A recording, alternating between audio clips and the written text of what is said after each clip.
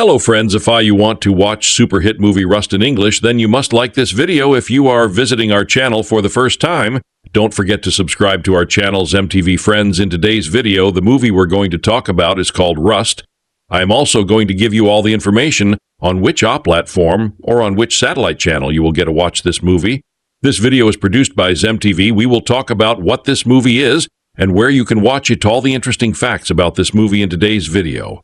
I'm going to tell you. Apart from this, we will discuss about the facts of this film storyline, star cast actors' performance in the film, and which character has played which role. We will also talk about the story of this film, and I will give you a small review of the story of this film. Also, we will talk in detail about the technical department, music department, pre-production, filming, post-production, budget, box office collection of this film. That's why I request you friends to watch this video till the ends. So let's start the video. Rust is a 2024 American Western film written and directed by Joel Souza. It stars Alec Baldwin, who also produced and co-wrote the story with Souza, Patrick Scott McDermott, Josh Hopkins, Francis Fisher, and Travis Fimmel. Years before its eventual release, the film became notorious for a fatal shooting accident. In 2021, cinematographer Melina was shot and killed when a live round was discharged from a prop revolver fired between takes by Baldwin. Director Souza was wounded in the shoulder by the same bullet. An initial set of charges against Baldwin were dropped in 2023 and another set dismissed in 2024. Producers, including Baldwin, then decided to resume filming, with Souza since expressing regret in having begun production on the film at all, stating that, "I wish I never wrote the damn movie." The completed project premiered at the Polish film festival Cameramage on November 20th, 2024. Rust was released theatrically on May 2nd, 2025, to mixed reviews. Plot: in 1882 on Wyoming territory, Lucas Hollister is a 13-year-old boy looking after his little brother Jacob after the death of their mother from sickness and the suicide of their father. While chasing a wolf, Lucas accidentally kills the father of a boy who bullied and stole candy from Jacob.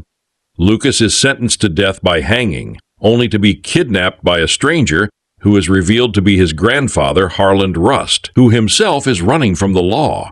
Planning to cross the border, they escape together to New Mexico territory, and despite initial animosity, bond on the way due to their similar experiences of losing close family to death and suicide. In Lucas's case, his mother and father. In Harland's case, his son and wife. Meanwhile, they are followed by the law enforcement, disillusioned Marshal Wood Helm and his sidekicks, and bounty hunters like the talented but mentally unstable Fenton Preacher Lang and many others, as well as Kiowa Native Americans. After surviving a close encounter with Kiowa by giving tribute, Lucas and Harland are captured, but escape again thanks to a shooting between the marshals and bounty hunters over who should capture them. In a confrontation between Preacher, Wood, and Harland, Harland saves Wood's life by shooting Preacher behind his back. Harland agrees to hand himself over to Wood on the condition if Wood allows Lucas to escape justice. Wood, due to his conscience and as a sign of gratitude for Harland saving his life, agrees. Harland succumbs to injuries sustained during the fight, but is hanged nonetheless, while Lucas safely arrives to Mexico to live with Jacob and their mother's aunt, who is revealed to be the mastermind behind Harland, her brother's plan to save Lucas. As he arrives, Lucas introduces himself as Lucas Rust, cast Alec Baldwin as Harland Rust, an elderly outlaw, Patrick Scott McDermott as Lucas Hollister, Rust's grandson. Brady Noon was originally cast as Lucas, but when production was delayed for over a year, his other commitments made him unable to recommit to the role. Travis Fimmel as Fenton Preacher Lang, a bounty hunter after Rust, Francis Fisher as Lucas's grandaunt, Jake Busey as Drum Parker, Josh Hopkins as Wood Helm, a sheriff. Jensen Ackles was originally cast as Helm before being replaced by Hopkins because the delayed production caused scheduling conflicts. Devin Werkheiser as Boone LaFontaine. Production. Development.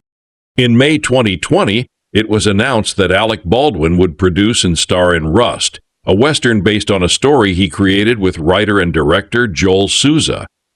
Baldwin told The Hollywood Reporter that he was elated to work with Souza after missing the opportunity to star in Crown Vic 2019. He compared the screenplay to the film Unforgiven, 1992, and said it was inspired by a true story. When asked about his gunslinging and horse riding skills, he said, "They're always at the ready. I'm an actor of the old school. So if you read my resume, my motorcycle riding, my French juggling, my horseback riding, my gunplay is all right at my fingertips at all times." In October 2021, production was suspended after cinematographer Helena Hutchins was fatally shot when a gun being used as a prop was fired by Baldwin during the preparation for a scene. Souza was injured by the same round. A number of lawsuits were filed, and eventually manslaughter charges were filed against Baldwin and armorer Hannah Gutierrez Reed, 1315. Filming finally restarted in April 2023 and was completed soon after. Gutierrez Reed was ultimately found guilty, but Baldwin was acquitted, 1619. Rust was being produced on a $6-7 million budget and has been described as a passion project for Baldwin. The film's distribution rights were sold to The Avenue for $2 million during the pre-production phase. Travis Fimmel, Brady Noon, and Francis Fisher joined the cast in September 2021, with Jensen Ackles being cast the following month. The production involved approximately 150 crew members, half of them local, 22 principal and 230 background actors from New Mexico. The production had a filming schedule of 21 days. Filming began in New Mexico on October 6, 2021. Shooting incident. On the morning of October 21, 2021, which was to be the 12th day of filming, 7 unionized members of the film's camera crew collected their belongings at approximately 6:30 a.m. MT in a walkout. They claimed they were told to leave the set, with a producer threatening to call the police, and were replaced. According to a statement given to the Wrap by an anonymous insider, several crew members took a number of prop guns off set that day, including the firearm involved in the incident, to pass the time shooting at beer cans with live ammunition. After a lunch break, the prop guns had been returned. It is not clear if the firearms were checked again. On October 26th, the Santa Fe County District Attorney said these claims were still unconfirmed. Later that day, the cast and crew were rehearsing a gunfight scene taking place inside of a church at the Bonanza Creek Ranch.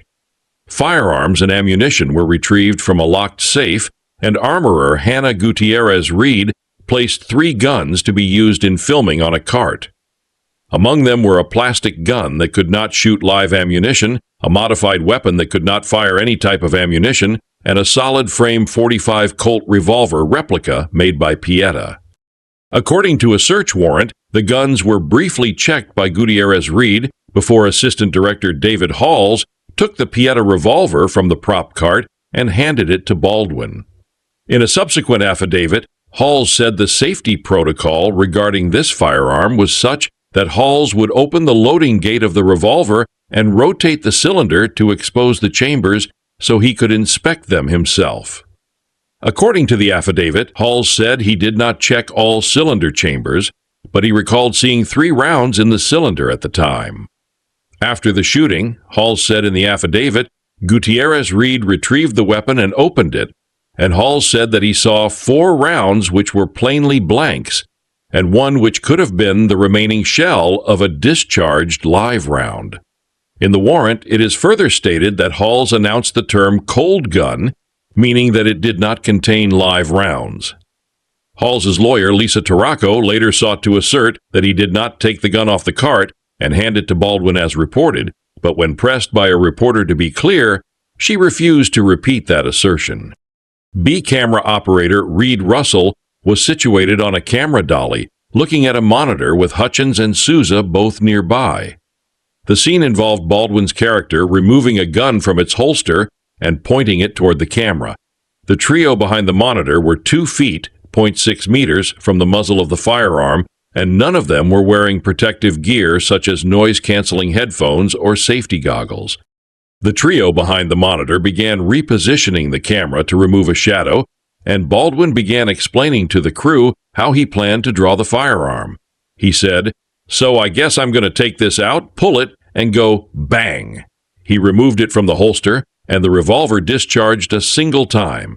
Baldwin denied pulling the trigger of the gun, while ABC News described a later FBI report stating that the gun could only fire if the trigger was pulled. Halls was quoted by his attorney, Lisa Tarraco, as saying that Baldwin did not pull the trigger and that Baldwin's finger was never within the trigger guard during the incident.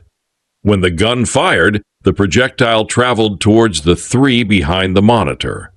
It struck Hutchins in the chest, traveled through her body, and then hit Souza in the shoulder. Script supervisor Mamie Mitchell called 911 at 1:46 p.m. MT and emergency crews appeared 3 minutes later. Footage of the incident was not recorded. Hutchins was flown by helicopter to the University of New Mexico Hospital in Albuquerque, where she was pronounced dead. Souza was treated by EMS and transported by ambulance to Christus St. Vincent Regional Medical Center in Santa Fe, where he was admitted and released by the following morning. As a result of the incident, production on Rust was suspended indefinitely, though co-producer Angel Nigam was confident the film would resume production once the investigation ended. However, Nigam later clarified that he meant to express optimism and hope rather than confidence, as he stated that many involved in the production hoped to honor Hutchins by completing her final work. Spider bite incident. In November 2021, weeks after the shooting incident, lamp operator and pipe rigger Jason Miller was bitten in the arm by a brown recluse spider while closing the set. Miller suffered necrosis and sepsis. He was hospitalized and underwent multiple surgeries to avoid amputation of his arm. Resumed production. In October 2022, the Hutchins family settled the lawsuit 54, with filming set to resume in January 2023 in California, with Matthew Hutchins, Helena's husband, as an executive producer. Many of the film's crew gave mixed reactions towards the news, with some supporting it and planning on resuming their work on it, but others condemning the decision and deciding not to return. On January 18th, filming was delayed again after New Mexico 1st Judicial District Attorney Mary Carmack Altwies decided to charge Baldwin with involuntary manslaughter. In February 2023, it was reported that filming would resume in spring 2023, with Souza directing and Bianca Klein as cinematographer. Grant Hill was added as producer. The new shooting location was reported to be Yellowstone Film Ranch in Livingston, Montana. Producers stated that the use of working weapons or ammunition would be prohibited. Production of the film resumed on April 20, 2023. The same day, it was reported that prosecutors had informed Baldwin that the charges against him were being dropped and the new, updated cast was released. Meanwhile, Patrick Scott McDermott was confirmed to have replaced Noon by May 2023. Jensen Ackles left because of scheduling conflicts. A new character is played by Josh Hopkins. On April 24, 2023, Baldwin returned to the set to finish filming his scenes, with the production concluding on May 22, 2023. Release. Rust held its world premiere at Cameramage on November 20, 2024, in Torun, Poland. The film was picked up by Falling Forward Films in the U.S., with plans to release on 150 screens, while Decal Releasing will handle the home release. The film was theatrically released on May 2, 2025. The same day, it would also be released on video on demand, VOD streaming. Reception. Box office. It was estimated that the film made $25,000 at 115 theaters on its opening day. Critical response. On the review aggregator website Rotten Tomatoes, 48% of 33 critics' reviews are positive. Metacritic, which uses a weighted average, assigned the film a score of 47 out of 100, based on 20 critics, indicating mixed or average reviews. Variety wrote in its review, "It's a handsome and watchable indie art western set in 1882 that turns into a sentimental cross-generational buddy film. Yet I can't say that the movie in the end is especially good." The New York Times said, "This is pretty much all there is to say about this movie. A derivative, hyper-violent, finally sentimental drama set in the 19th century about an orphan, Patrick Scott McDermott, and his outlaw grandfather, Baldwin, that's filled with mayhem and carnage." Although Rust received mixed reviews, the cinematography by Hutchins and co-cinematographer Bianca Klein was praised. David Ehrlich, writing for IndieWire, said that The film's digital gloss dovetails with the rustic elementalism of its genre, whereas so many other recent westerns have forced those two aesthetics into direct confrontation with each other.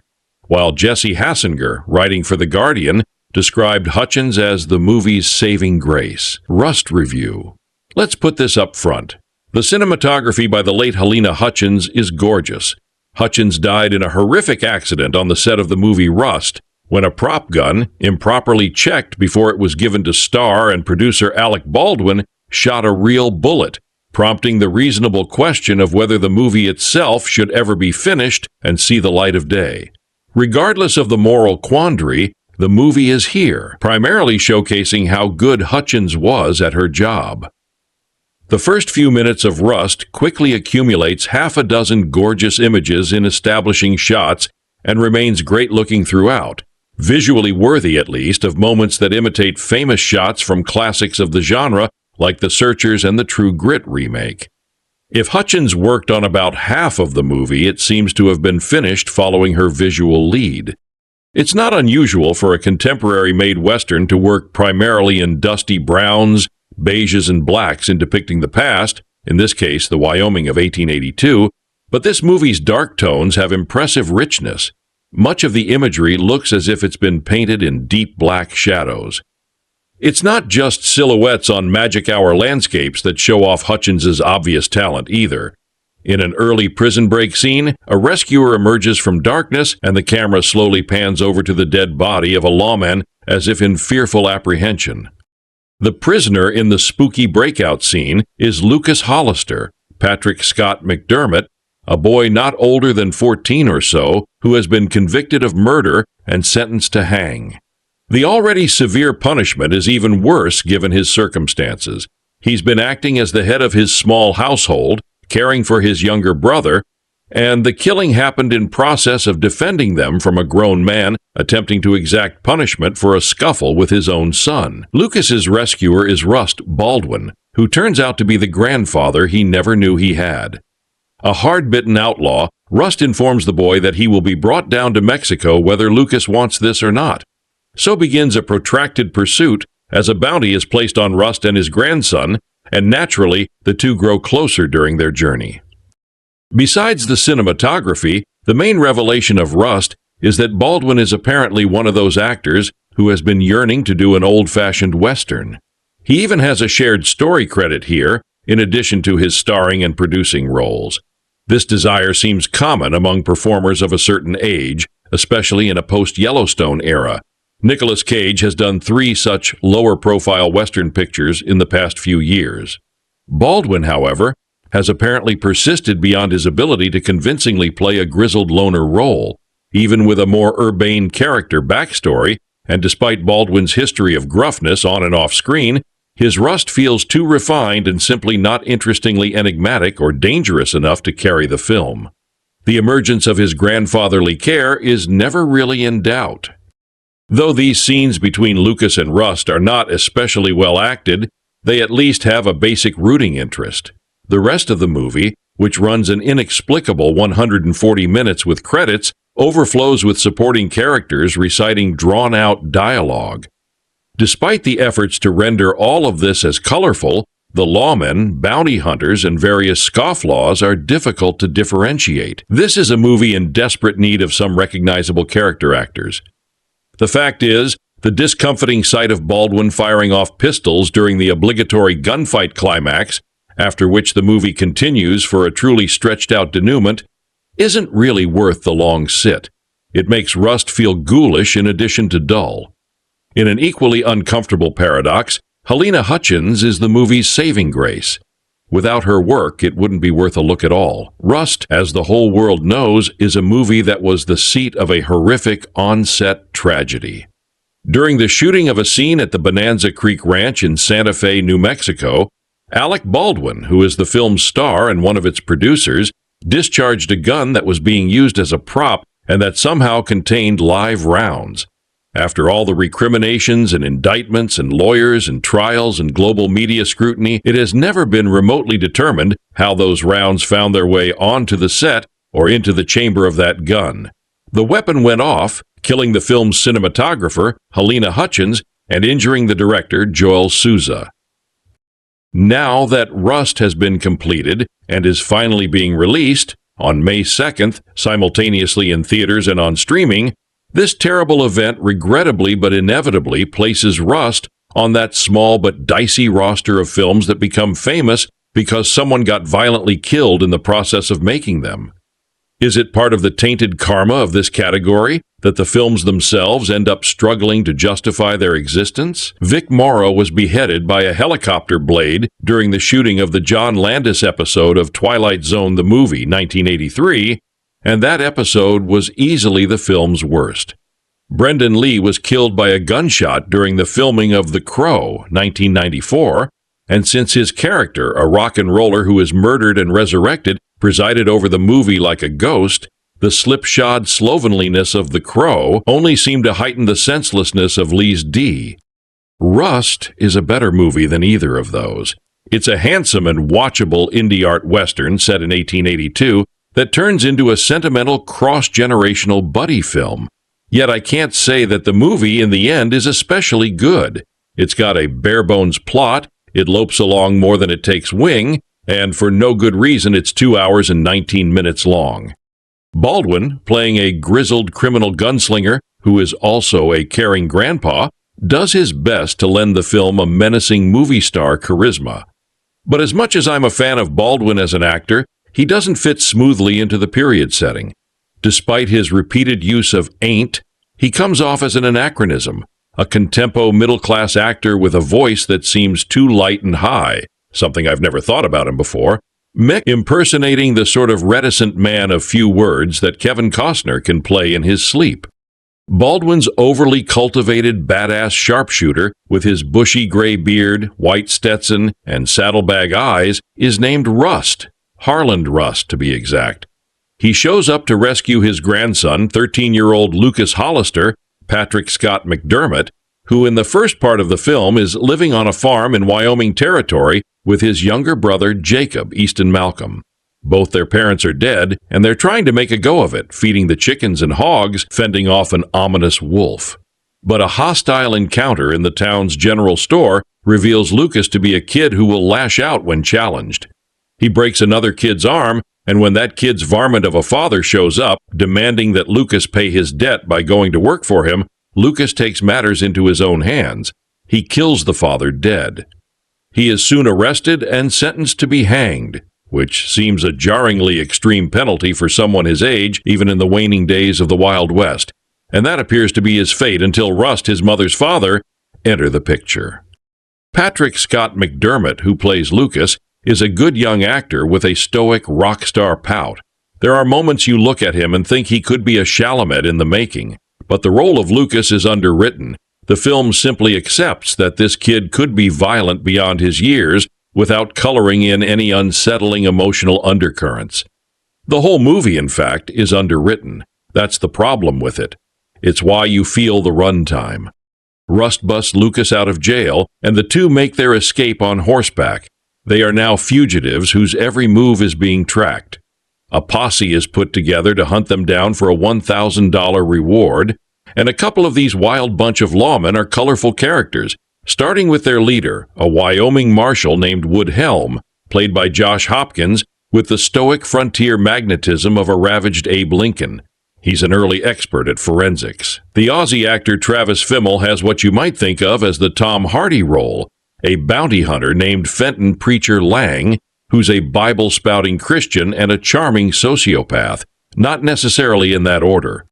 The trouble with Rust is that once Rust and Lucas get on the road south, heading for Mexican territory with the posse right behind them, the whole thing becomes a slow-poke chase movie, without much in the way of twists or revelations or, sorry to use this outdated phrase, character development. Rust's life story gets sketched in. He was originally from Chicago. He became a bank robber after the Civil War for reasons he wasn't totally responsible for, and he turns out to be a ruthless SOB with a heart of gold. And while we're supposed to be touched by the bond that develops between him and Lucas, it felt rote to me, less Shane than True Grit light. Halyna Hutchins' dusk and sunset cinematography, abetted by the work of Bianca Klein, may be the best thing about Rust. The film has a moody sensuality to it, but as written and directed by Joel Souza, the tale the film is telling comes down to Rust and Lucas stopping at one place and then another, never settling in long enough to have those places mean much. The posse will then show up at those same settings. Rust, in its picaresque way, is more vigorous than Costner's Horizon films, yet it has an arid quality, enhanced by Lily Bythway Hoy and James Jackson's modernist musical score. The film finds a token place for native characters, but it never summons the kind of spirit you saw in Tombstone, a movie that demonstrated how a retro western could be serious without being joyless. Will the off-screen tragedy that now defines Rust make viewers curious to see it or turn people off? Either way, those who seek it out will find that the movie delivers without ever becoming an adventure to remember. Joel Souza never liked guns. I didn't grow up around them and I don't like the culture, says the gray-haired 51-year-old filmmaker sitting at a desk at his home in Pleasanton, California. Guns make me recoil. The idea of touching one, picking one up, I find very off-putting. In October 2021, he was in Santa Fe, New Mexico, on the set of his sixth feature, the Western Rust, when a gun being held by the film's star, Alec Baldwin, was discharged accidentally during rehearsals. The weapon should have been loaded with blanks, but a live round had found its way into the chamber. The movie's Ukrainian cinematographer, Halyna Hutchins, was fatally wounded. Souza was hit in the shoulder by the same bullet that killed her. Did he think he might die? I don't remember what was going through my head. One of the stranger aspects is that it felt like I was lying there for 5 minutes. Apparently, it was half an hour. Hutchins was taken away by helicopter, Souza in an ambulance. I knew I could breathe, but I didn't know what to expect until I got to the hospital. In the aftermath, there was blame slinging, multiple criminal cases, and an official report that described the film's producers as indifferent to gun safety. A settlement was paid by Baldwin to Hutchins' family. Her widower, Matthew Hutchins, confirmed that all parties believe Halyna's death was a terrible accident. At the trial last summer, a charge of involuntary manslaughter against Baldwin was dismissed when it emerged that the prosecution had mishandled evidence. But the charge stuck in the case of the film's prop armorer Hannah Gutierrez Reed, who is serving an 18-month prison sentence. Dave Hall's assistant director on Rust accepted a plea bargain and was convicted of negligent use of a firearm. Even before Baldwin walked free, something unexpected had happened. 18 months after Hutchins' death, the film resumed shooting.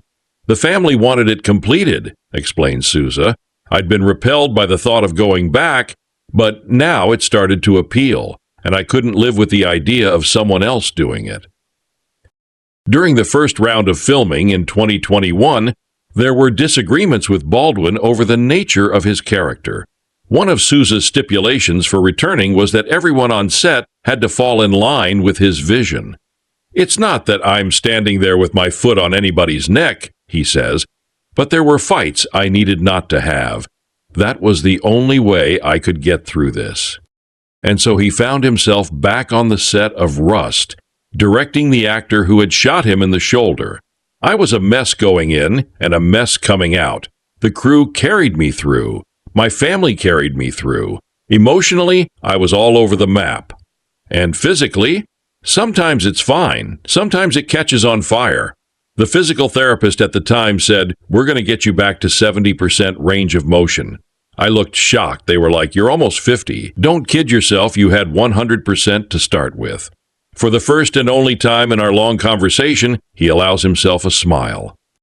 2.5 years on from the accident, Rust is about to be released.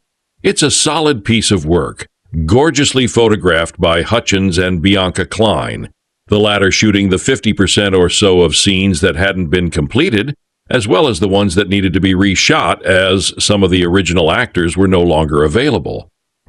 Souza had insisted from the start on a female cinematographer, which is how he met Hutchins.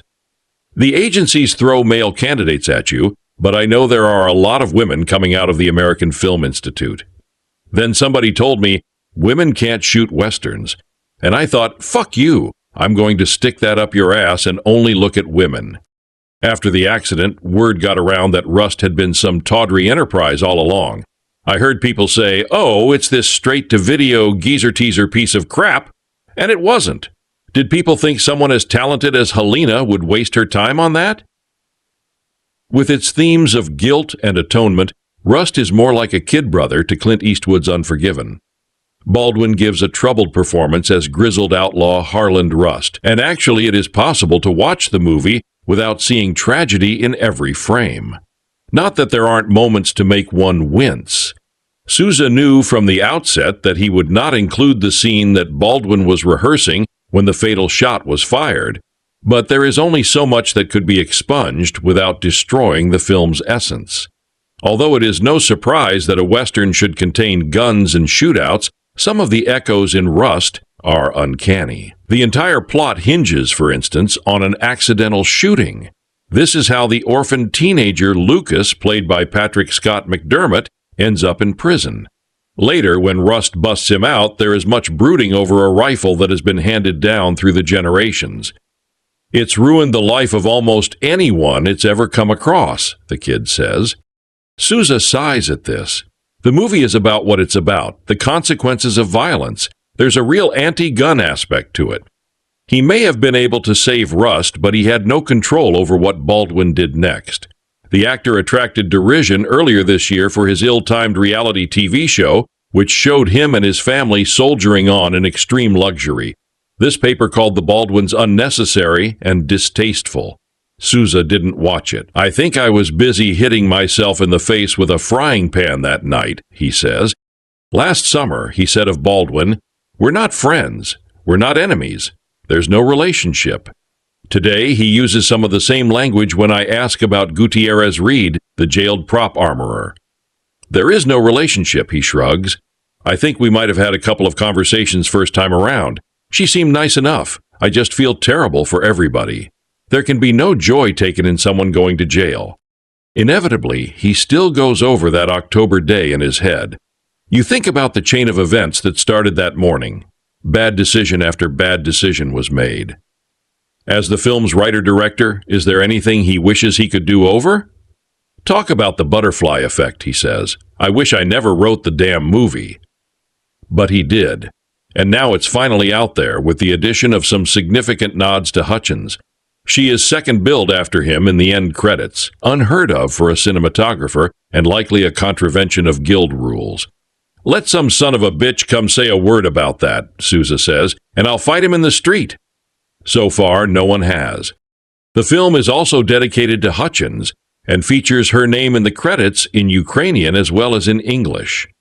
I wanted to include that for her mother, says Souza. The dedication is accompanied by a line that became a mantra for Hutchins after setting up every shot. How can we make it better? Souza says, she was asking, how can we improve this shot? But I found it to be even more profound than that.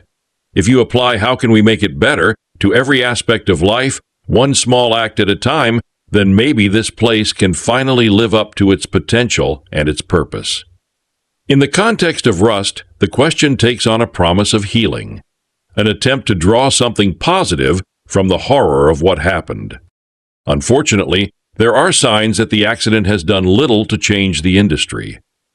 You'll talk to people who have been on other sets and they say it's on their minds, says Souza.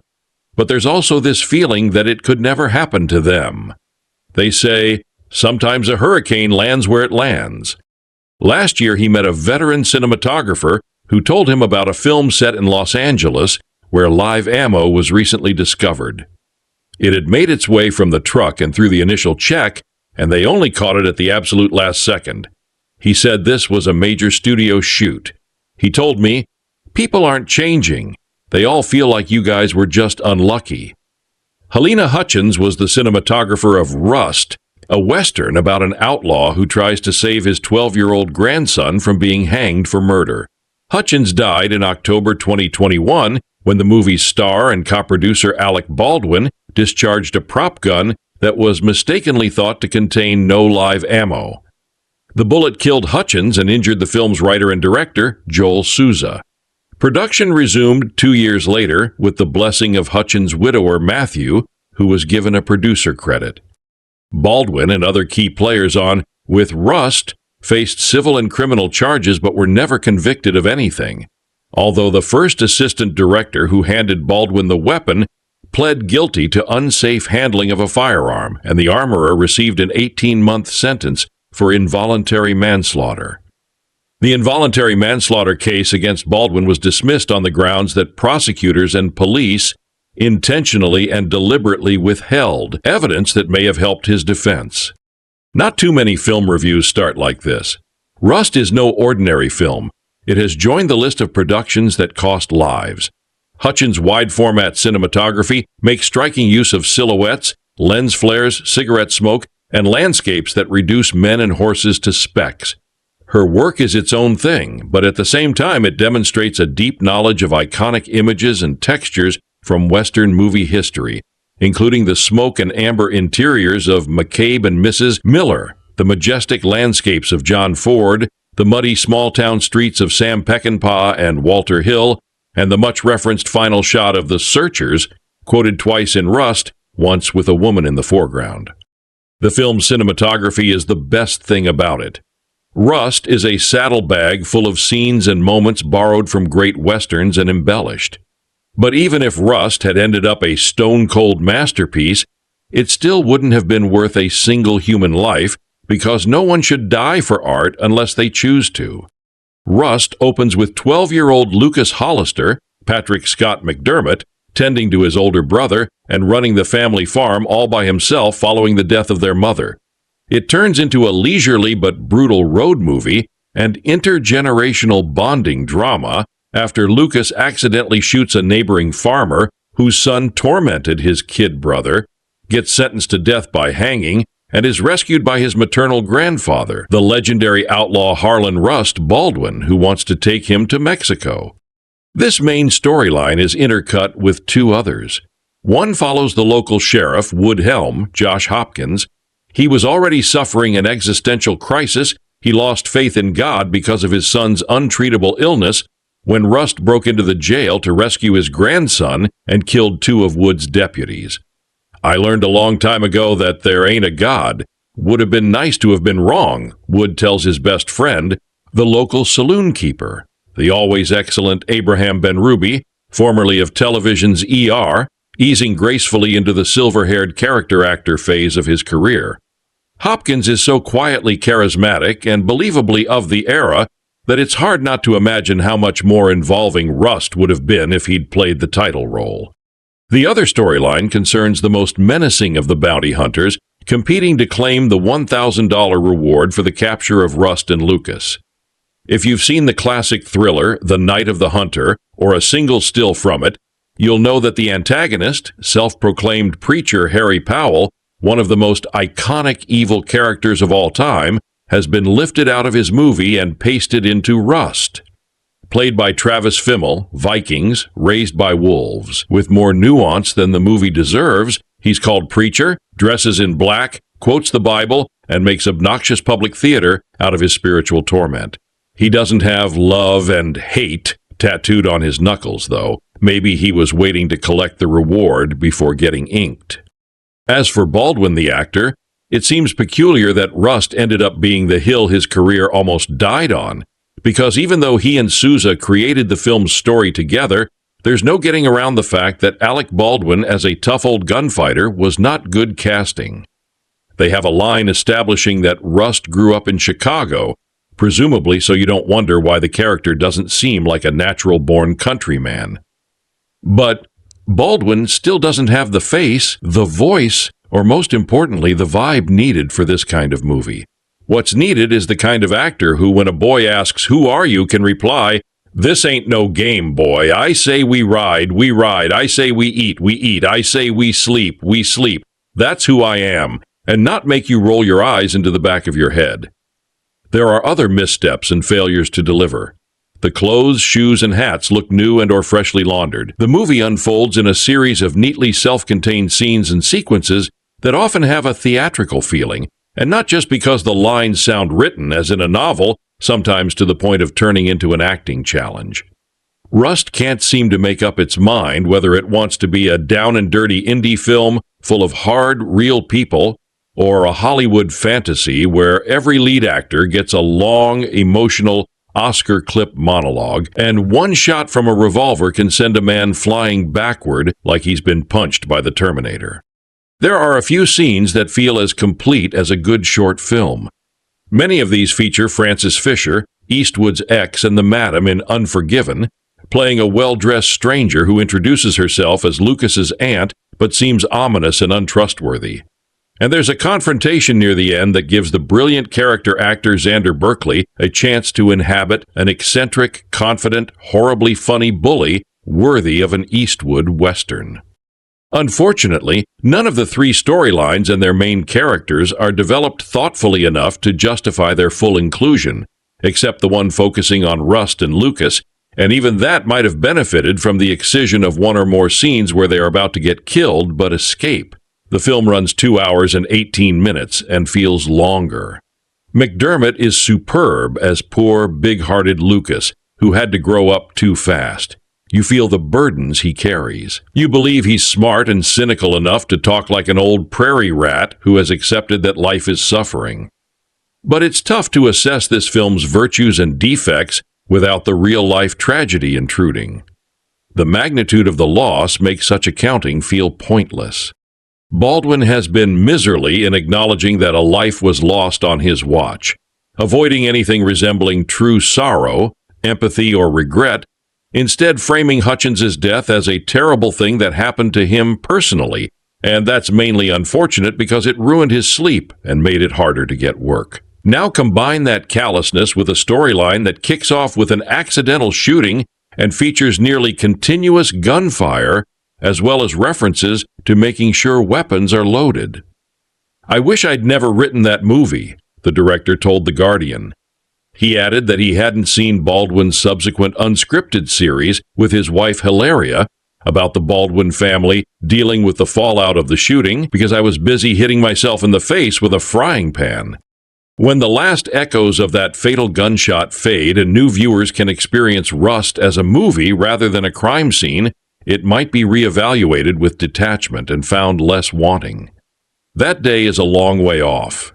Josh Hopkins is a troubled U.S. Marshal on the hunt for an elderly outlaw and his grandson in Rust.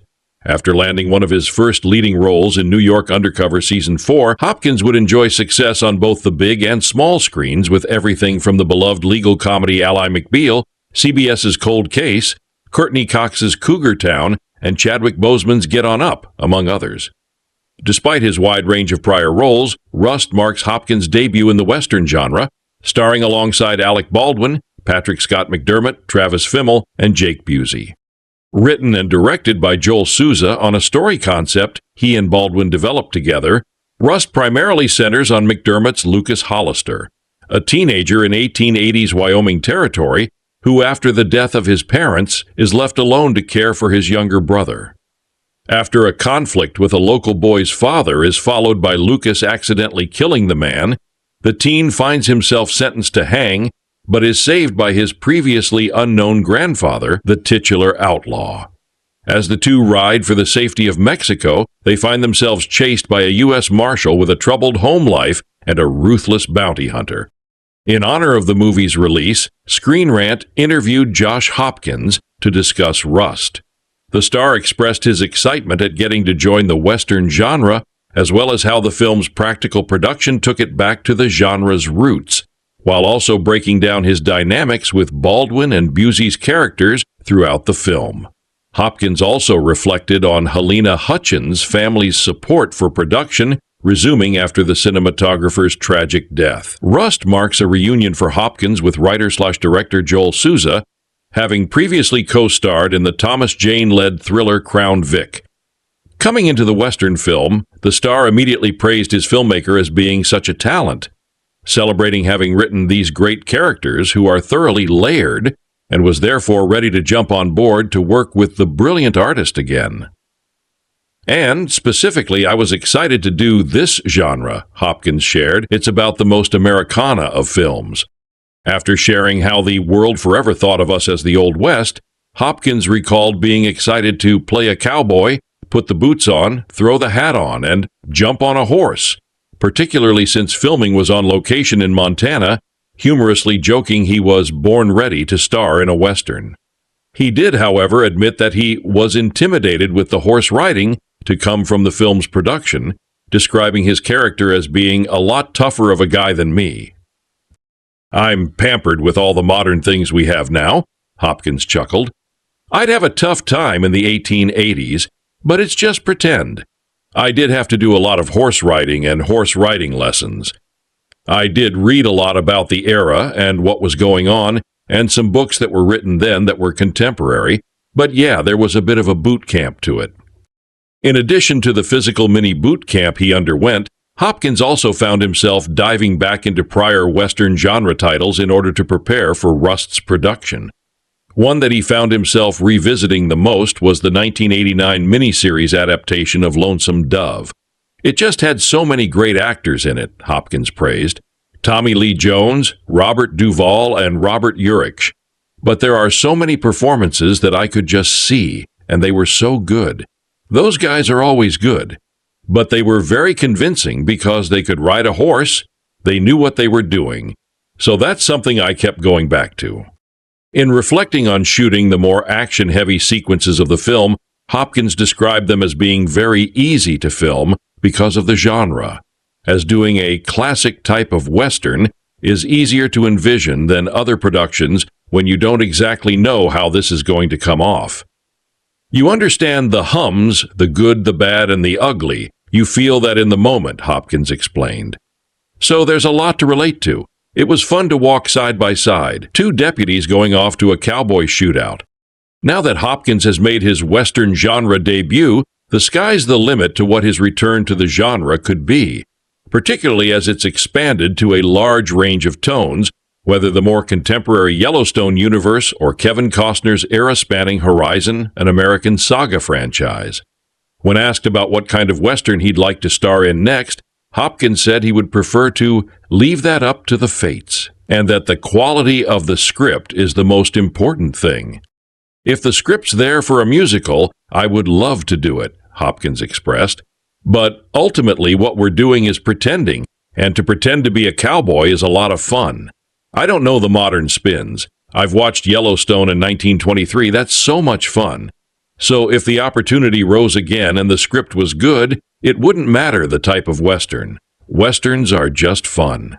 Throughout the history of the Western genre, the U.S. Marshal has ranged from being the hero to the villain for those who interact with the law officer.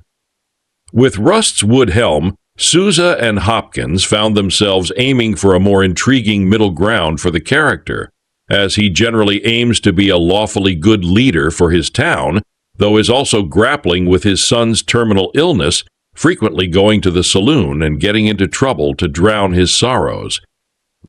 In breaking down his character, Hopkins describes Wood as being the strong, silent type, but also believes that this layer belies the truth of him.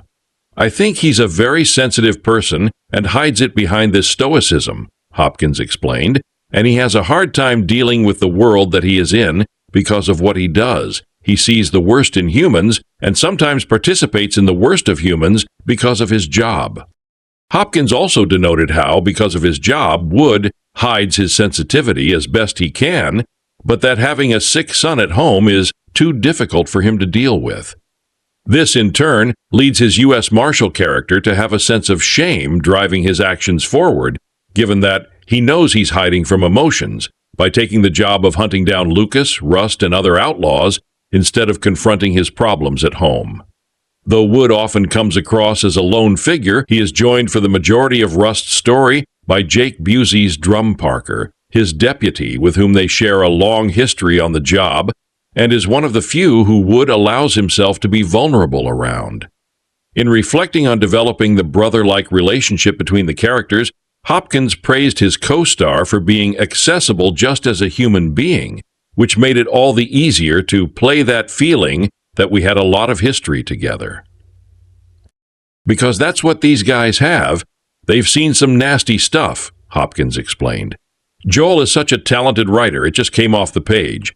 But then, To meet Jake after watching him in so many movies and television shows and things, it was luckily easy to trust him as an actor, and that way, you see the trust between the characters. Another key figure for Hopkins to ensure he connected with was that of Alec Baldwin as the titular Harland Rust, even though the two find themselves on opposite sides of the law in the film.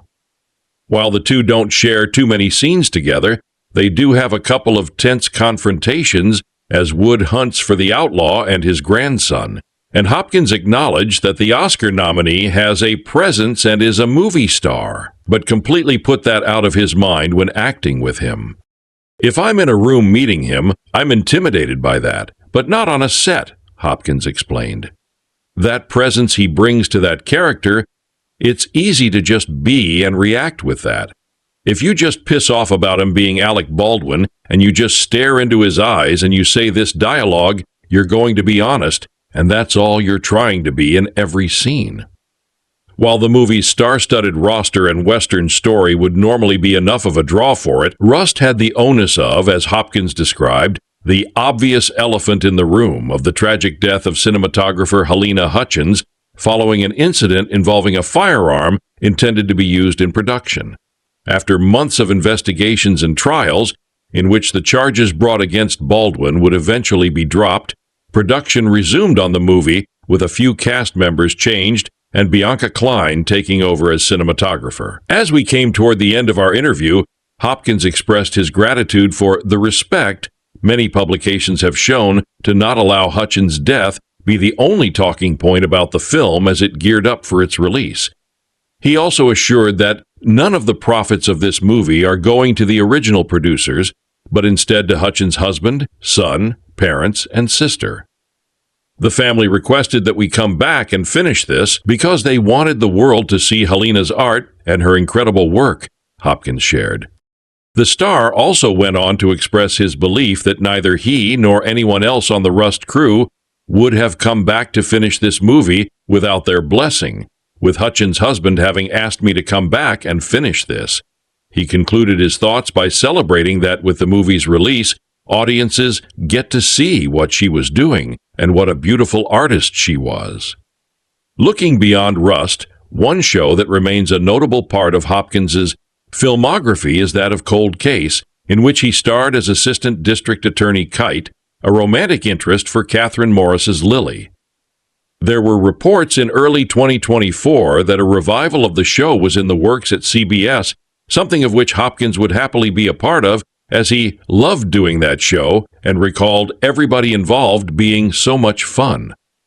Hopkins also acknowledged that many fans of the show still approach him to talk about it, denoting how it really struck a chord with a lot of people.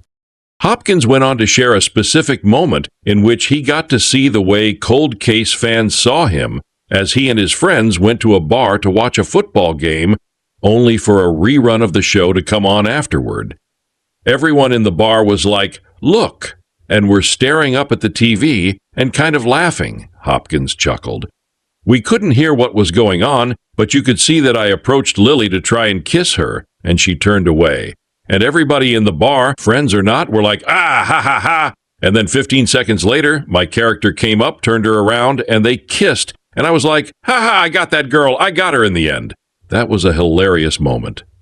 In 1880s Wyoming, recently orphaned Lucas Hollister, Patrick Scott McDermott, accidentally kills a rancher and is sentenced to hang.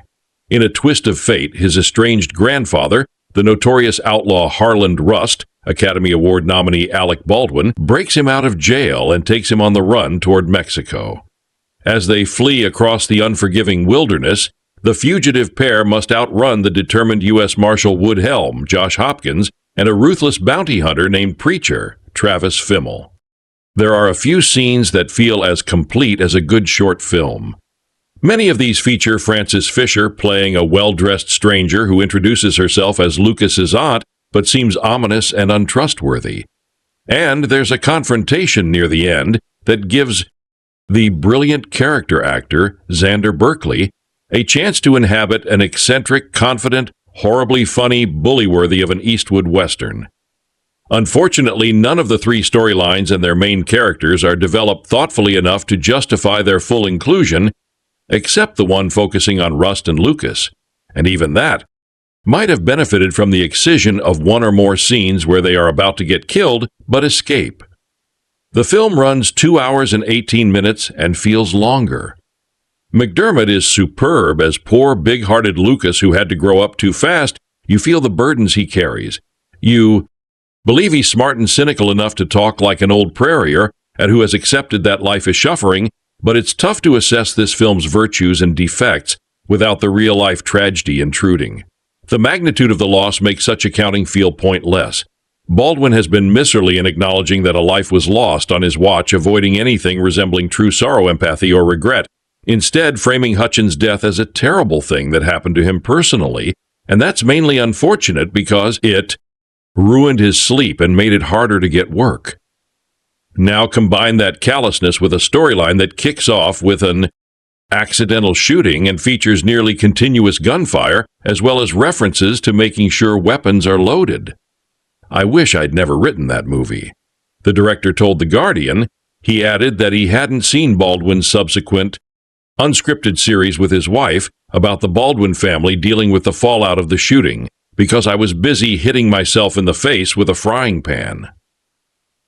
When the last echoes of that fatal gunshot fade and new viewers can experience Rust as a movie rather than a crime scene, it might be reevaluated with detachment and found less wanting. That day is a long way off. Other information about this film. My Rust screening experience occurred at Camera Image in Torun, Poland, where the film had its world premiere. I sat in a dark, unheated office upstairs in the Jordan Key Theater with director Joel Souza, his wife, and a lawyer. Together we watched the film on a link from Saz laptop. Rust might be a masterpiece or a failure, but it will never lose the stigma of being the film that killed cinematographer Helena Hopkins. The production was halfway through its production schedule when the shooting took place. Filming resumed with replacement cinematographer Bianca Klingher some 18 months later in a different state with different cast and crew members. The story concerns two orphan brothers slowly starving to death on a desolate farm while hunting a wolf. Lucas Patrick Scott McDermott, the older boy, kills a neighboring bully and farmer. With no one to defend him, Lucas is sentenced to hang for premeditated murder. Alerted by his mother's sister, played by a magnificent Francis Fisher grandfather and notorious outlaw Harland Rust, Alec Baldwin breaks Lucas out of jail, killing everyone they encounter in the process. They're soon pursued by Sheriff Woodhelm, Josh Hopkins and his men, a separate posy and assorted bounty hunters eager to collect the reward. The chase takes place across expansive landscapes captured in exquisite detail by Hutchins' camera.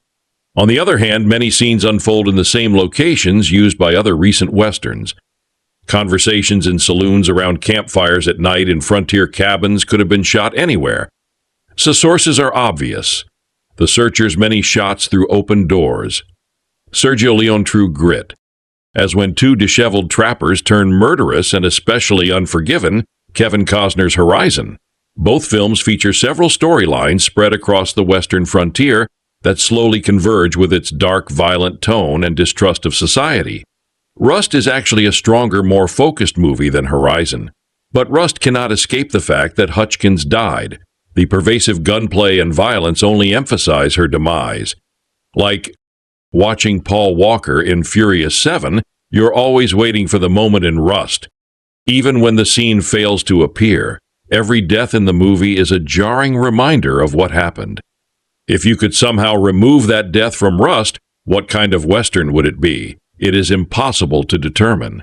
Because when Souza resumed shooting, he was working with an expanded schedule. That meant he could include scenes that very likely would never have been originally shot or else would have been removed to keep the running time under 2 hours. Way too much in Rust is devoted to backstory. Judicious trimming could eliminate a lot of superfluous information. There is a stronger movie lurking within this cut. Note everyone at Camera Image wanted these screenings to be scheduled. They talked with both Souza and Klingher and feel they are doing the best they can in a terrible situation. There are valid arguments for and against releasing Rust, which at this writing does not have a distributor in the U.S. A shame if the movie can't escape the circumstances surrounding it. It goes without saying that any review of Jolsa's latest film, Rust, won't come without some form of discussion surrounding the unfortunate tragedy that is forever attached to its production. The accidental shooting that took the life of cinematographer Helena Hopkins is forever ingrained into the perception of not only Rust, but the film's star and producer Alec Baldwin, and the ongoing discussion over certain industry practices as well. Despite a slew of court proceedings and countless changes behind and in front of the camera, Souza's passion project finally resumed production years later. What results after this calamity of production is a Western that would rather live in the image of films that it's so heavily influenced by than strive for anything worthwhile, let alone entertaining. It's 1882 Wyoming. A young rancher named Lucas, played by Patrick Scott McDermott, is fighting each day to take care of his baby brother after the untimely passing his brother's safe. Eventually leads him down an unjust path to the town's hangman, Lucas's only hope. For survival finds itself in the unexpected presence of his long-lost grandfather and notorious outlaw Harland Rust. The gruff elderly fugitive thrusts Lucas into the dangerous terrain of the American West, filled with bounty hunters, illnesses, and indigenous natives to the B region who are attempting to defend their territory, all of which threatens the two from obtaining the opportunity of a better life. Despite Rust having a fairly simplistic screenplay, Saz direction attempts to make something grand out of these various storylines. The film constantly jumps between three various groups of characters, including the Rust family, the grieving sheriff Wood Helm, played by Josh Hopkins, Hot On, Rust Trail, and the relentless Bible-quoting bounty hunter Fenton Preacher Lang, played by Travis Fimmel. It isn't bad enough that each of these characters comes off as a surface-level expos familiar with the genre. Almost every perforation of established character archetype armor feels constricted by the overtly self-serious nature that Rust is trying to create. The story, which is bleak at times, is only doubled down by Souza, which sadly deprives most of the characters of any sense of personality. One of the only characters that leaves an impact on the viewers is Fenton Fimmel, who brings an almost cartoonish approach to the preacher, leads his performance having some of the showier moments in the film, even if his one-note antagonist is nothing revelatory. There's some amusement found in watching his morally corrupted officer of the law shoot his way out of trouble and use the holy word of God to entice romantic paramours.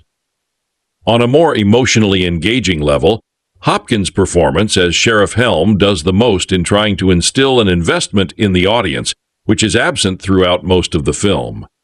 Helm is a character who is at a crossroads in his life, a family man whose absence, while his young child is battling a severe illness, only instills guilt as he's trying to fulfill his purpose by bringing Harland Rust to justice.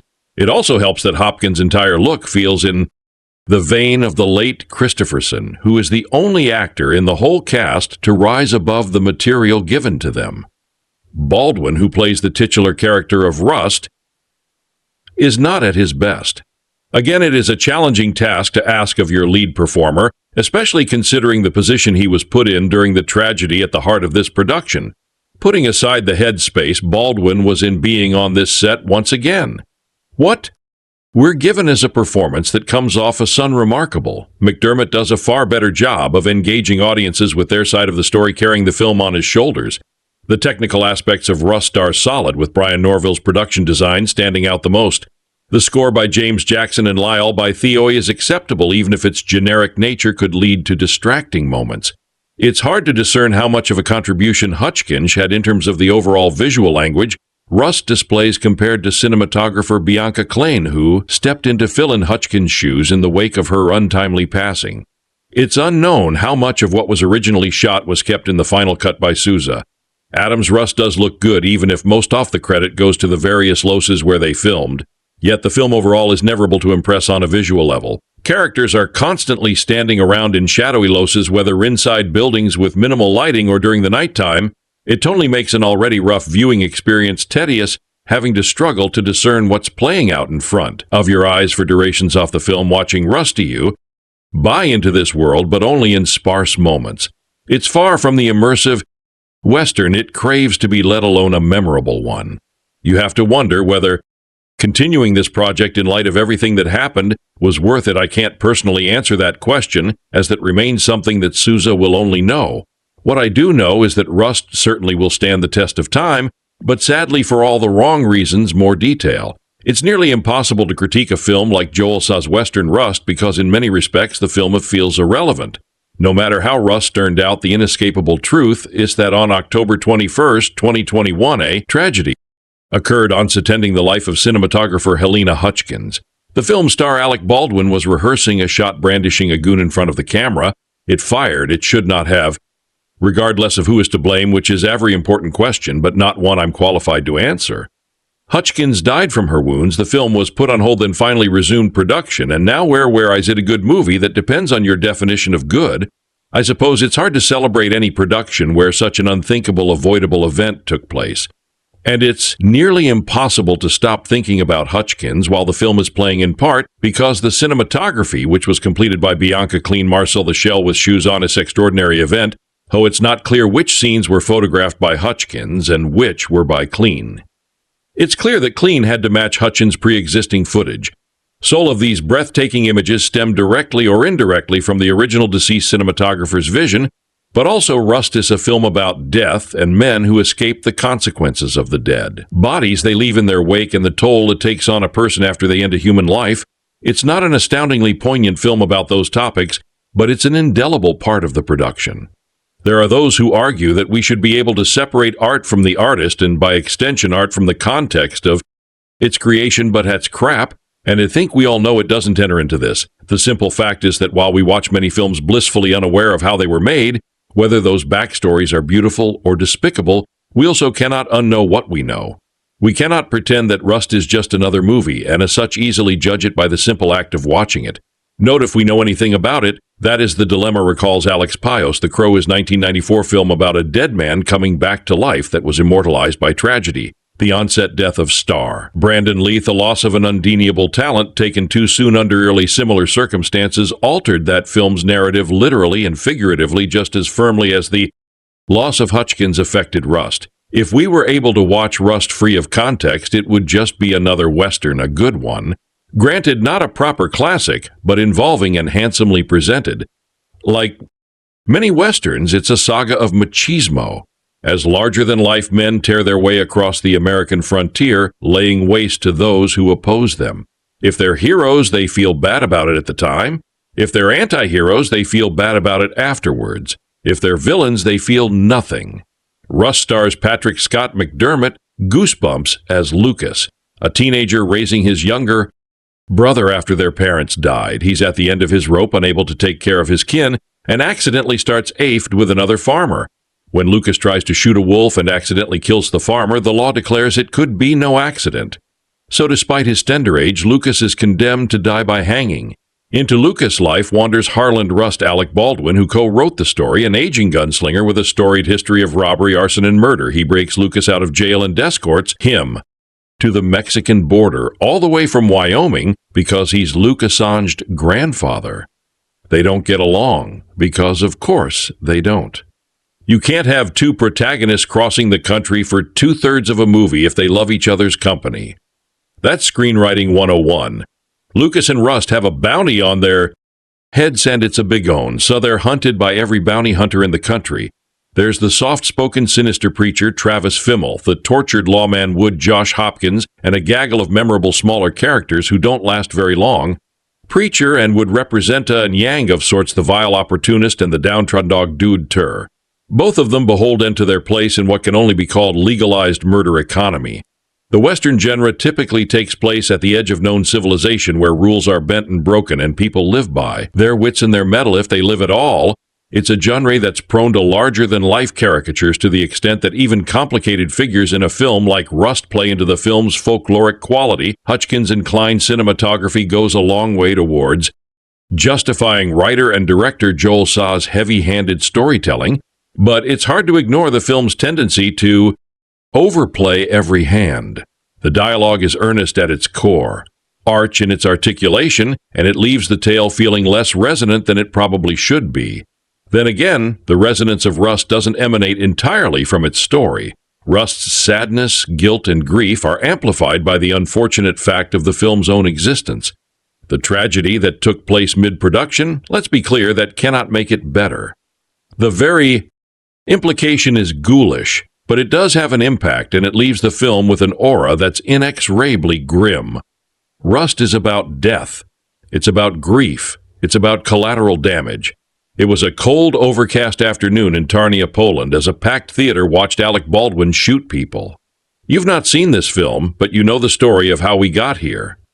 3 years have passed since the cast and crew of Rust were drawn into a whirlpool.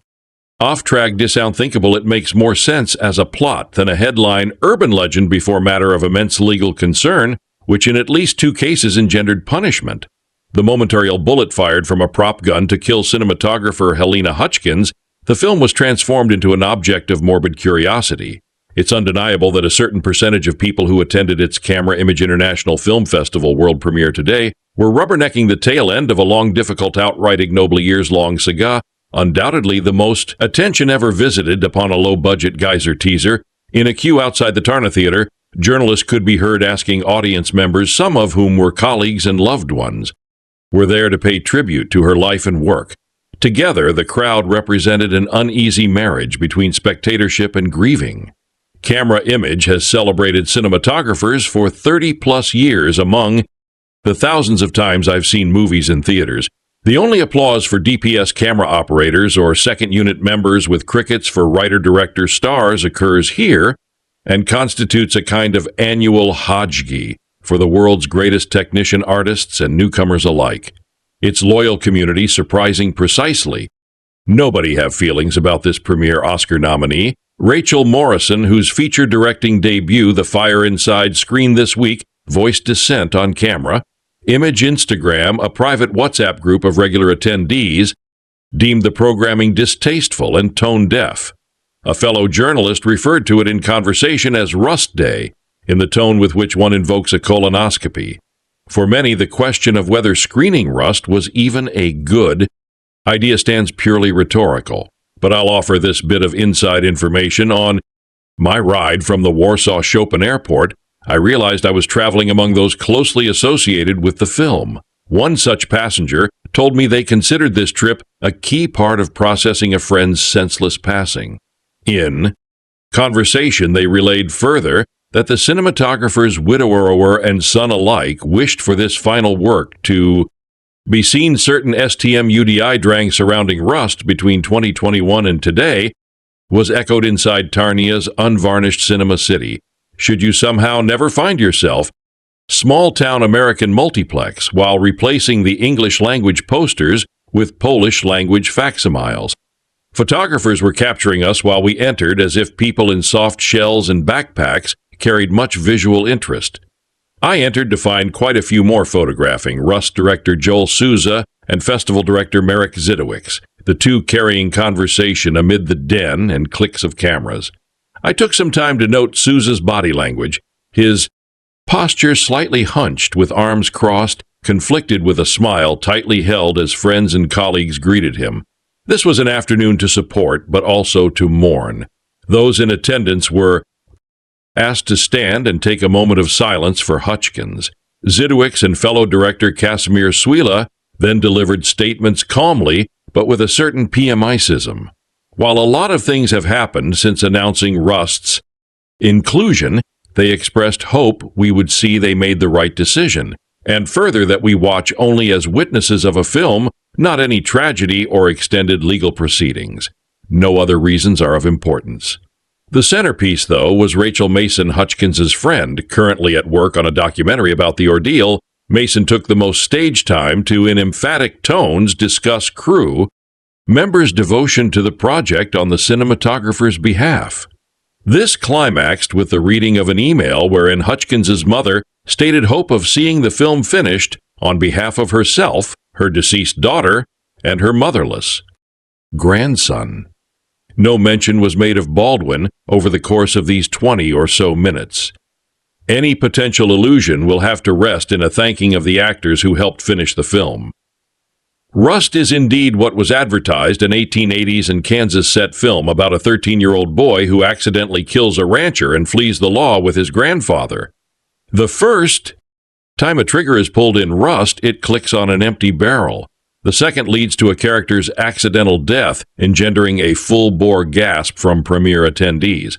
While I didn't take time to poll this at Capacity Crowd, that reaction seemed less from deep investment in a just-started plot than some breath of acknowledgement. Rust didn't choose to echo its own tragedies, but they coursed through a film that is often compelling and capable and appropriately unvarnished Western tale about guilt, blame, family law, and devotion. The shock comes after some narrative table setting, but it's clear from the first two shots, a match cut between extreme Leonesque close-ups of Baldwin and newcomer Patrick Scott, McDermott's eyes that Rust is in some qualitative sense a real film, not kin with the Randall EMTT factory giving aging stars a comfy paycheck off the back of horrid material.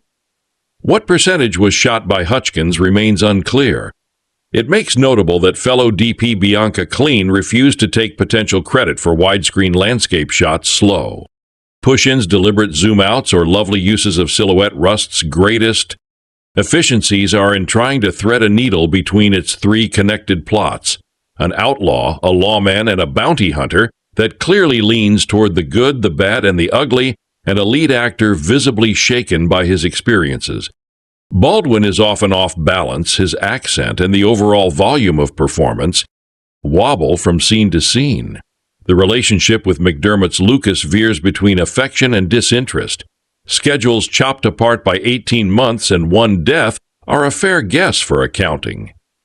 Maybe it's just uncomfortable watching him deliver numerous kills with a gun, not unlike the one in a forever infamous still from a scene that's nowhere to be found in this final cut. An ensuing press conference with Souza and Klingher yielded mention after mention of Hopkins. No matter the question or answer, all roads traveled back to a stolen life. The most compelling moment, accordingly, was a flare-up. Camera image more than capable moderator inquired as to how much of the surviving film came from each DP. Klingher shot back. I think it's a terrible question. This could be chalked up to entirely understandable emotion and a scramble to recover the Dow mood. Clarification that some appreciation of Hopkins' artistry was the question's stated intent seemed agreeable to all involved parties. As soon as the event closed, in Otis Klingher said moderator commiserating, "None of this 3-hour-plus affair was easy for anybody involved. I certainly don't envy Souza and Klingher sitting through this film and enduring attendees pulling out their bright phones, an incredible nuisance I've encountered at nearly every screening this year, and where Rust travels henceforth this uncertain. As of this writing, the Rearnuv Earther Festival engagements announced distribution out Fifth Avenue, which acquired the film for $2 million during pre-production, is not featured in the opening logos or end credits, and perhaps absolved of further duties. Whenever a team merges, audiences will find a work of salutary effect and simple pleasures, actuated in morbid curiosity. Strain. Monument, ugly footnote. I have to wonder if anything about today was a surprise. If no matter it having actually premiered and being, I promise, a real movie with scenes and actors and dialogue, Rust was still never really a movie. Its end credits are preempted with a quote from Hopkins that it's near impossible not to find devastating. What can we do to make this better? Extra information. Before any critiquing begins, a certain immense elephant in the room needs to be addressed. This is the film that led to the death of cinematographer Helena Hopkins, the wounding of writer-director Joel Souza, the shuttering of production for 18 months, and the replacement of two lead actors. Even before the tragic accident, there were reports of unrest on the set due to lax safety measures, long hours, and distressing working conditions. But somehow, with enormous odds stacked steeply against it, Rust was completed. And wonder upon wonders, it's an excellent film. Souza, with only a handful of little-seen, low-budget movies on his resume, has upped his game here, fashioning an old-school Western that initially looks and feels like it's been done before. There are extreme close-ups off the sort Sergio Leone presented, vast vistas that have the John Ford stamp 'em bursts of violence in the Sam Pekin palm mold, But Souza osses most of these ingredients sparingly, thought the violence is prominent as she makes sure the sprawling story he's telling remains front and center. Maybe it would be more accurate to make it plural. The stories he's telling sequences, by the way, are accompanied by the elegant visual palette, both interior and exterior, day and night, created by Hopkins, who only worked on the first 11 days of the production, and Bianca Klingher, who stepped in for her in 1882 Wyoming The Remnants. Of the Hollister family, 13-year-old Lucas Patrick Scott McDermott and his younger brother Jacob are scraping by on their small ranch after their mother succumbed to illness. The fate of their absent father is revealed late in the film. Life is tough for Lucas, whose responsibilities and demanding lot in life have become overwhelming. Then in an unlucky accident, he kills a neighbor, is charged with murder, and is sentenced to death by hanging. Lucas and his troubles are the central focus of the film until the script kicks in with other characters and circumstances, all of which save some brief unnecessary comic relief. Soa deftly balances. After Lucas is taken to jail, a stranger appears, shoots the sheriff, knocks out Lucas, and carts him away, the stranger to whom Lucas will eventually say, "Who are you? What do you want?" is Harland Rust. Alec Baldwin, a man who doesn't like to share any information about himself, but is known to be an outlaw with a bloody track record. He intends to save Lucas to bring him against his will, where no one can find him. There's also the local Marshal Woodhelm, Josh Hopkins, a man trying to keep the peace in his lawless town while dealing with a harrowing situation at home. The Marshal and his posy are soon on the trail of Lucas and Rust, who are on the run. Even after Rust confides in the boy and lets him know why he's trying to help him, it's clear that these two characters are not going to get along. The performances of both Baldwin and McDermott, especially in their two-hander scenes, are highlights of Rust. McDermott's for Lucas longs for things to be the way they were. Baldwin's mysterious Rust places cards close to his chest. Also, outstanding are Hopkins as Wood, who will earn the audience's sympathy, and Fimmel's preacher, who is quietly menacing Souza's scripting skills. Establish these and other separate stories, then have them slowly converge into a bigger one. Call it a meeting of the minds, or more aptly, a meeting of the guns. The threat of a shoot-them-up never goes away. Its arrival is inevitable. Yet in the midst of its inevitable brutality, the narrative offers an interesting philosophical edge. A number of different characters wonder, why are we here? What are we doing? Why do we suffer? And despite the ever-present roughness, and Rust is not only moving, it also exudes an unexpected poetic grace. The fate of an orphan will change the lives of grown men around the country. While taking care of his little brother Jacob Easton, Malcolm in Wyoming in 1882, Lucas Patrick Scott McDermott accidentally shoots a man on his land, sentenced to hang. Harland Rust Alec. Baldwin, an outlaw, and Lucas' maternal grandfather, rescues him and is determined to save his life. Rust 2024 could also be called No Country for Young Boys, as various men hunt him down for the bounty so they can return him to Thomasville to hang. My desktop computer was the largest screen that the Rust screener could play. One reason to see this movie in theaters, Souza did not seem to test the film on multiple types of screens, and depending on the device you stream it on, the nighttime and darker scenes are in Scrabble, which means a lot of material gets lost. No one should feel bad because Game of Thrones made the same mistake and they had far more resources and experience.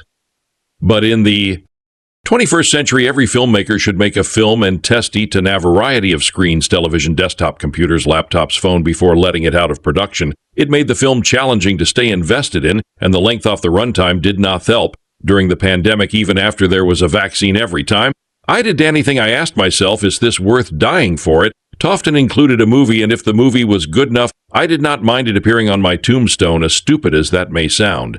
Another question soon followed. Is it worth someone else dying for?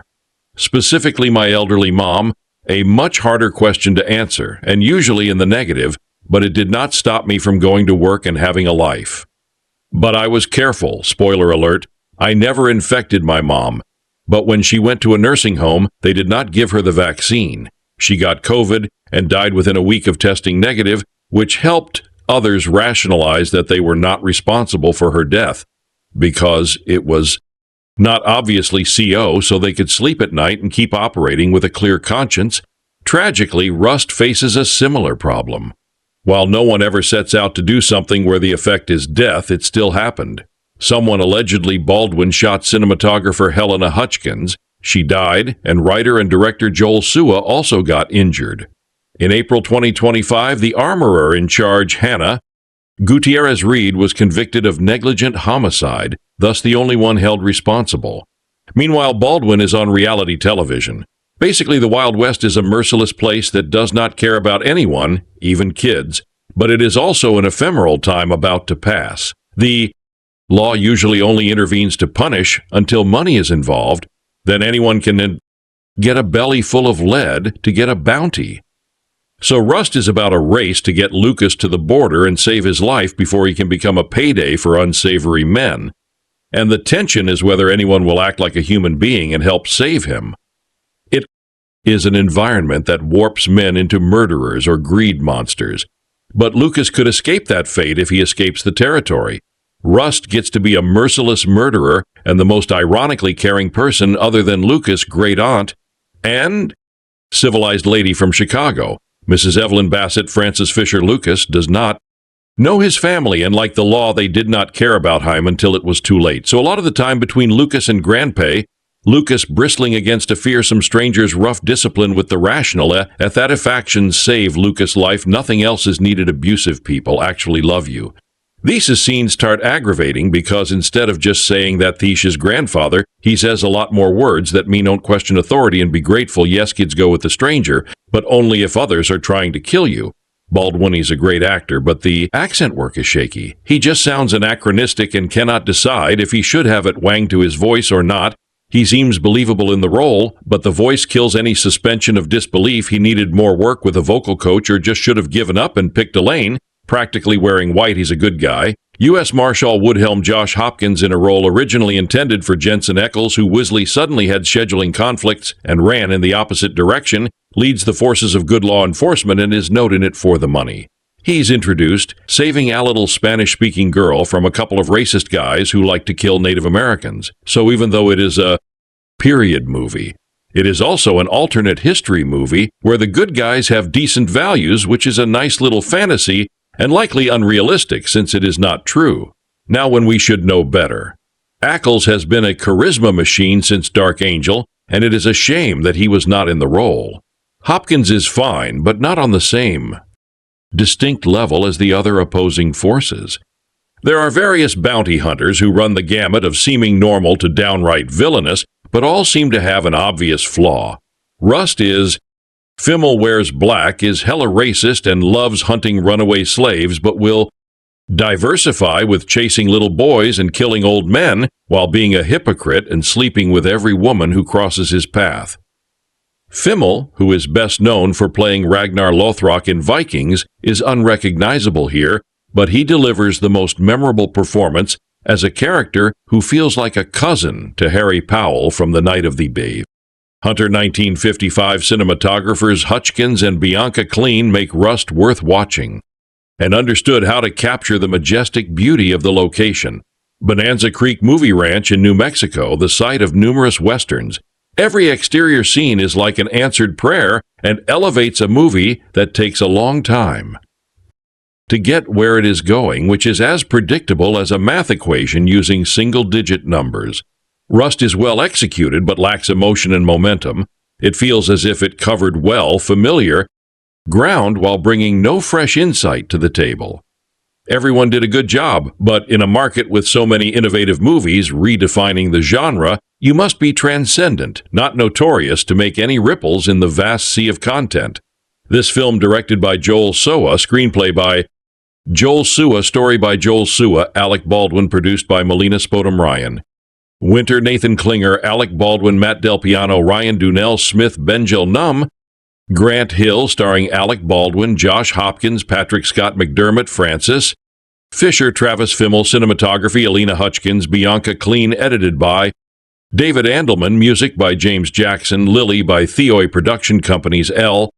Dorado Pictures, Short Porch Pictures, Thomasville Pictures, April Productions. Distributed by Falling Forward Films. Release dates November 20th, 2024 in camera, image May 2nd, 2025 in United States, running time 140 minutes, country United States, language English, budget $2 million. Sogies, this is their review of Rust movie and some information about it. How do you like our today's video? Please let us know by commenting, and if you like this video, please like its Harriet, and don't forget to subscribe to our channel. Thanks for watching.